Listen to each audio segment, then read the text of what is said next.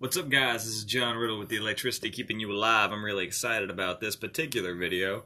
I'm going to be doing I was really starting kind of a series on this pedal I've been using. This is the Acoustic Singer V8 by Boss.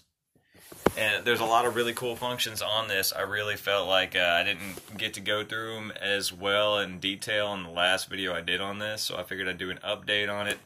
It's probably going to have at least one or two more videos on this because there's so much going on with this thing. They got a lot of stuff packed into this, so I'm going to delve right in. I'm not going to get into too big a detail, like we can get into the whole stomp box mode and the really cool system settings. They actually have a built-in EQ that you can put on your guitar or your vocals independently based on what mic you're using, what guitar you're using, whatever. So you can go in and change those, but we're not going to be dealing with that in this particular video. We're going to go to some stuff that is on the box and some stuff that's not on the box that I wish I would have known about a lot sooner. So you dive right in. First you get, let me see what we got here. That's going to be your chorus pedal. This is basically for memory. It's what I use it for is just for the guitar effects. Illuminated, you got your effects. If you hold it down, it brings in the chromatic tuner, which you will see what key or what note you're playing right here, and then it'll go from left to right to tell you whether or not you're in tune. And we'll go into more detail on that one as well later. Second one is going to be this button right here. That's going to be your vocal effects or harmonies. There's a whole slew of different ones on here. They range from distortion to low harmonies, high harmonies, radio sounding.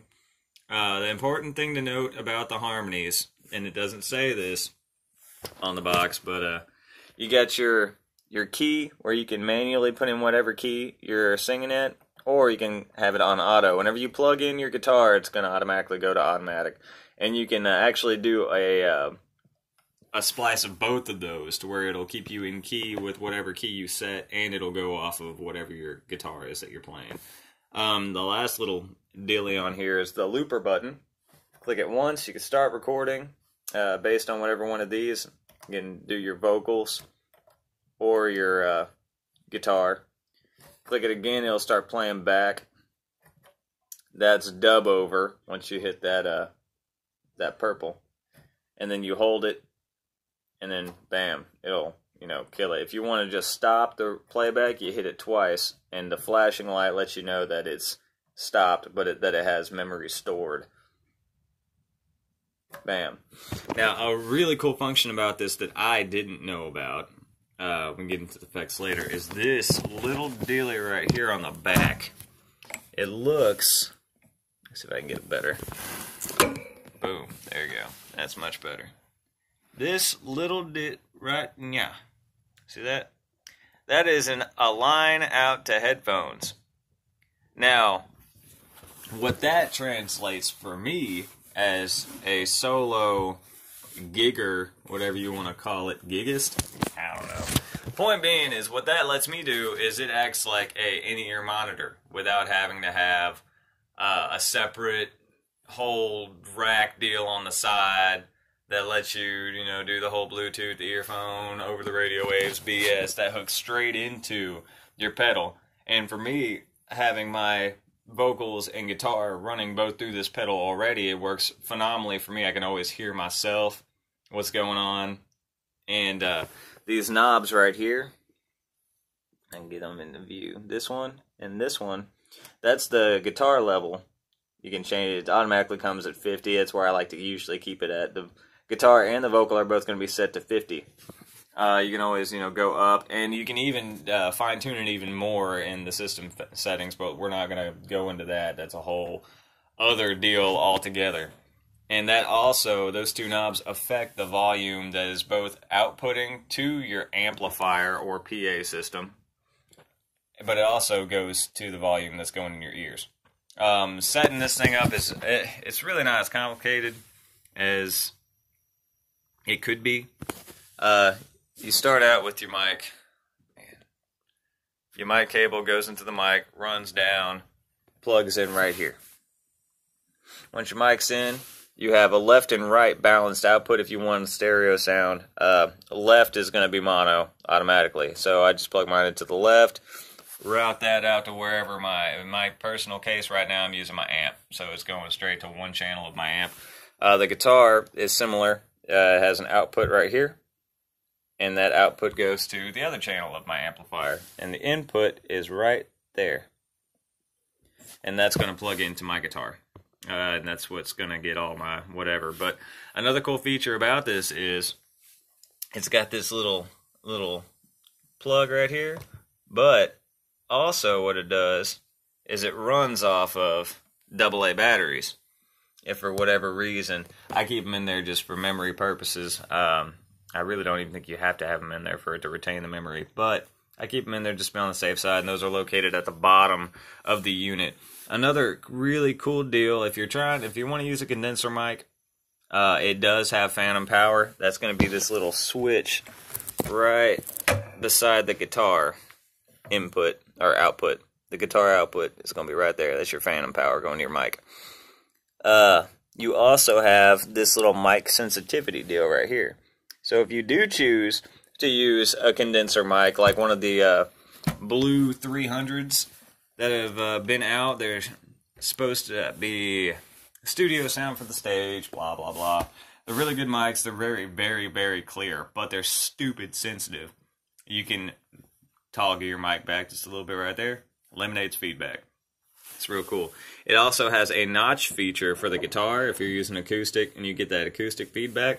This notch filter right here can take care of that for you. You click it on, bam, now you got your phase, and it'll toggle through how much of it that you want. 99 down to, 0. I don't typically use it because I don't have that issue, but if you do, bam, there you go. To change your effects on your guitar, you press this little button right here next to the chorus, and it'll change it. Oh, there we go. I'm just saying, get in all in screen. There we go. Boop-a-doop. Bam. Awesome. That's better. So right there, this is the button we're dealing with. The chorus knob, which is right here, you can change whatever it is that you're wanting to make it. You can change from delay that has a high C function as a radio, chorus, tremolo, all that good stuff. I typically just keep it on delay just because I don't use too many of those. You can change through all those. This harmonic resonance function, though, it gets rid. Yeah, it gets rid. It gets rid of all the quackiness from your acoustic pickups.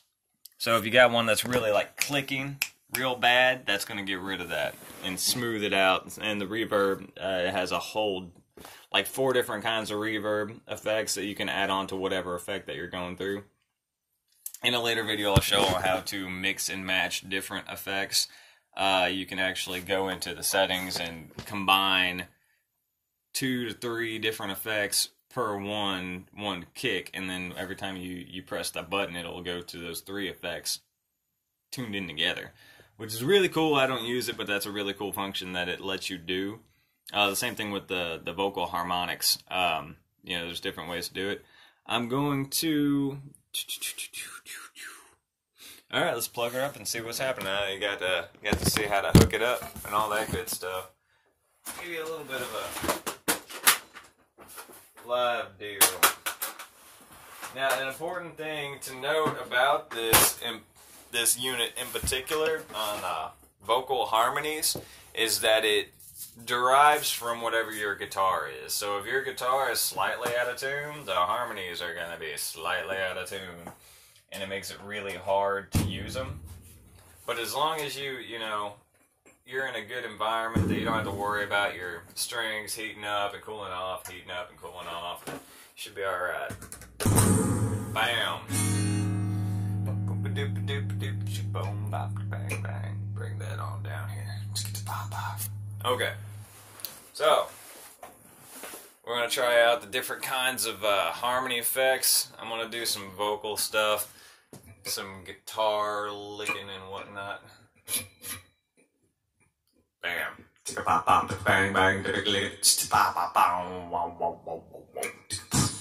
Alright. So, let's say we want to use the dub function. I'm going to show you a version of what it's going to be like without the dub and then with it.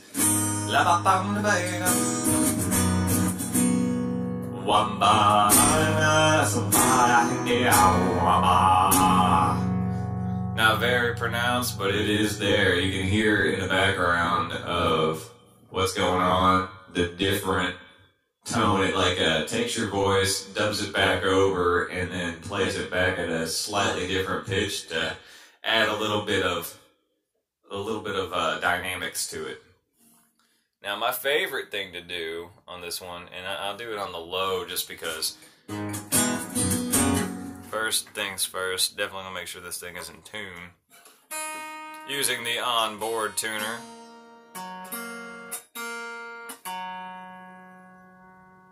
See if I can get this in the screen. Jesus.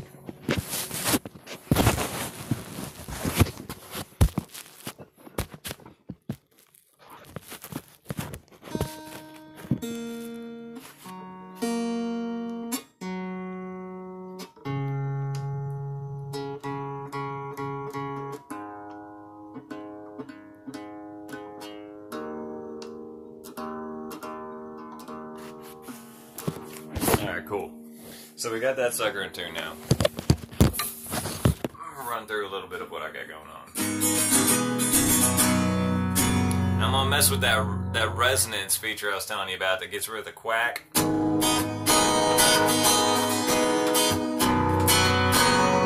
how kind of harsh that is?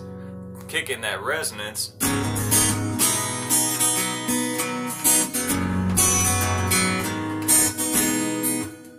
Without. With. And each one of the resonance functions, because there's 3, I have it set to the first one, which is like a low to mid. The yellow is going to bring out a lot of them mids, and then the red's going to be for the higher. It's mainly treble based. I keep mine on green, which is more of like a lower hope sing. Yeah. It's more of a like a lower to mid-range ambience smoothing, which is real nice for the type of music that I play. I'm gonna use on the vocal settings. Well, I guess I can run through the. There's your delay.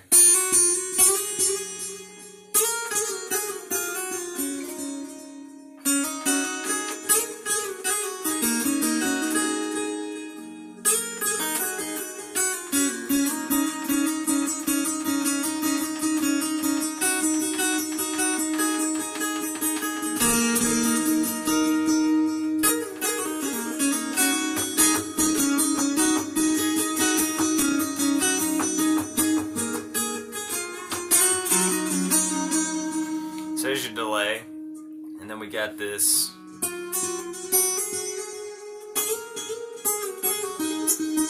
It's like a chorus with a delay.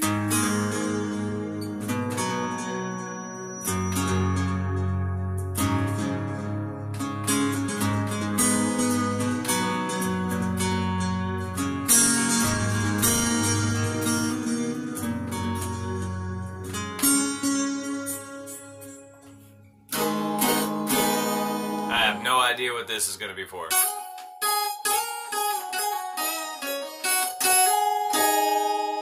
But it's there.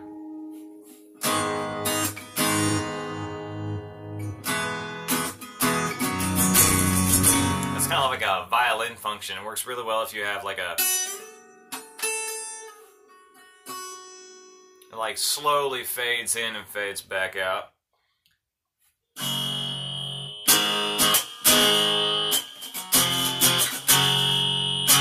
I have no idea why you would ever want to use that one, but it's on there. And you got your chorus.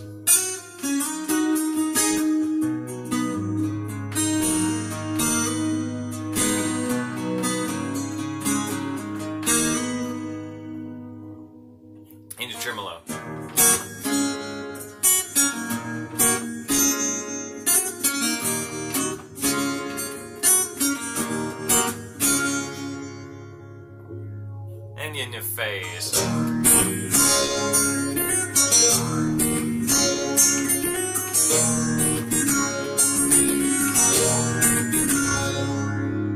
And then back to delay, which is why I like to try to keep it on. Now I'm going to go through some of these vocal effects too, because there's a lot of them. You got the electric deal, which what it'll do is it'll hard tune your voice to try to make it sound kind of like a robot. I don't know if you can actually get any of that, but what's in your head? What's in your head? Zombie, zombie, zombie. Wow, wow. Pretty nifty stuff. Again, I don't ever. We're not doing that one. Jesus, mother of God. Alright, so they have a distortion. Vocal distortion. What was up, people? Everybody saying nah, man. But we don't like that. But it's on there in case you did want to use it. And this one in particular is really cool because it's like a radio sound to it. So if you had some like AM radio sound and BS you wanted to do it. And it's RA. The dub, which we've already went over once before. Then we're going into the harmonies now. This one's high-low. What's in your head? In your head, zombie, zombie, zombie. Hey, hey, what's in your head? In your head, zombie.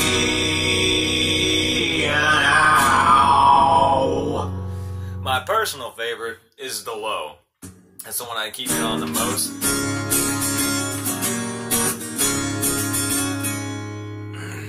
You don't need to bother. I don't need to be. I'll keep slipping further. Once I hold on, I don't let go until it bleeds.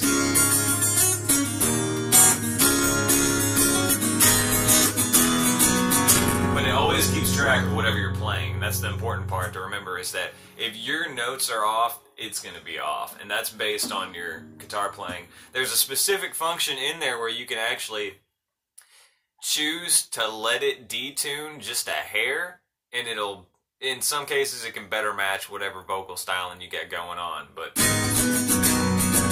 what's in your head? In your head, zombie, zombie, zombie. Well, dude, there's a bunch of different highs. We're gonna just do this one right now, just so you get an idea of the highs. What's in your head? In your head, zombie, zombie, zombie. Pretty cool stuff. There's lots of different ones that you can choose from, different effects and all that other good stuff. But the other really cool function about this, and I'm going to wrap this up a little bit, like I said, this is going to be a multiple part series I'm doing on this pedal because there's so much going into it, is the enhance feature that it has for your vocals right here. This little dilly right here, it can be a life changer. What it will do is, while it's green, when it's off, it's not going to correct your voice at all. It's like an autocorrect for your vocals, but alive, in tune. Green is going to just slightly bump it. If you're just a little bit off, then it'll bump it up. That's really useful for me whenever I'm playing a lot of gigs, back to back to back to back. By the end of the gig, I'll be feeling kind of hoarse, like I'm not able to project with the way I want to and hit the notes quite that I'm trying to hit. And that'll just give me that little kick that I need to get me through to the end of it, you know, so I can get my voice a rest and all that good stuff, or get you to a break or whatever that you can do. And, you know, obviously there's a reverb effect in there that you can throw in. But that's all I got for right now. I'm going to come back through and do a more in-depth video on this at a later point in time. I hope y'all enjoyed this, and I hope this was helpful to somebody out there looking for something to amp up their performances just a little bit. Until next time, my name is John Riddle. Like, share, and subscribe.